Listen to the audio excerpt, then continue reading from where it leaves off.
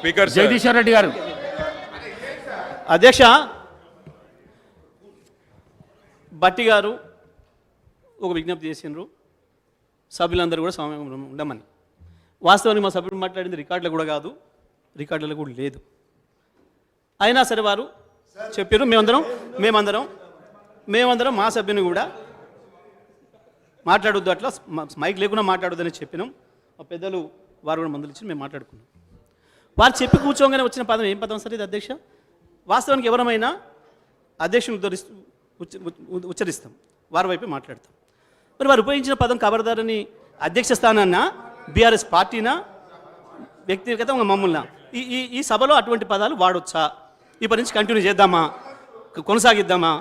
ఈ విషయాలపైన బట్టి గారు చెప్పాలి. ఇంకోటి సార్ అధ్యక్ష, నేను ఒక మాట నిలబడి ఉంటాయి ఇప్పుడు ఈ సభలో, నిండు సభలో చెప్తున్నా.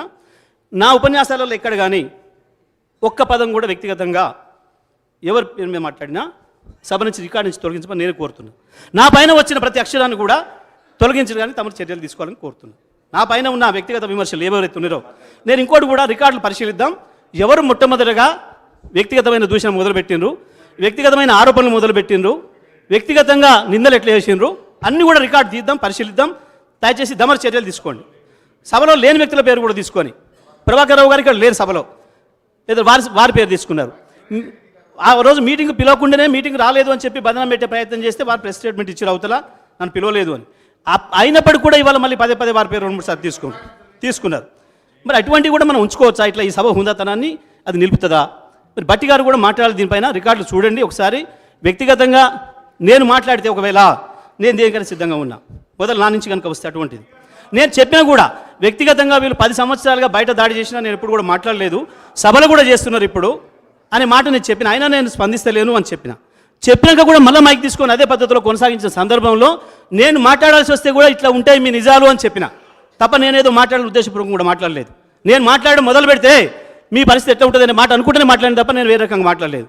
కాబట్టి దయచేసి నేను మిమ్మల్ని సభాధిపతిగా మిమ్మల్ని కోరుతున్న అధ్యక్ష, వ్యక్తిగతంగా నా మీద చేసిన ఆరోపణలను కానీ నేను వ్యక్తిగతంగా ఎవరు పేరు తీసుకుని మాట్లాడితే అవి తొలగించాలి, రికార్డు పరిశీలించి తొలగించాలని చెప్పి మిమ్మల్ని కోరుతున్న అధ్యక్ష. ఈ పదానికి సంబంధించి కూడా ఖబర్దార్ అనే పదం దీంట్లో వచ్చినందుకు దానిపైన ఏం రూలింగ్ ఇస్తారో తమరు సభాపతిగా తమరు ఒక రూలింగ్ కూడా ఇవ్వాలి. ఆ పదం వాడిన ఆ గౌరవ సభ్యుని పైన ఏమైనా చర్యలు ఉంటాయా, ఎట్లా ఉంటాయి, ఏముంటాయి అనేది కూడా తమరు పరిశీలించి తమరు ఏం నిర్ణయం తీసుకుంటారో తీసుకోవాలని చెప్పి విజ్ఞప్తి చేస్తామని అధ్యక్ష. తప్పకుండా రికార్డులను పరిశీలించి నిర్ణయం తప్పకుండా తీసుకుంటాము. ఒకటి.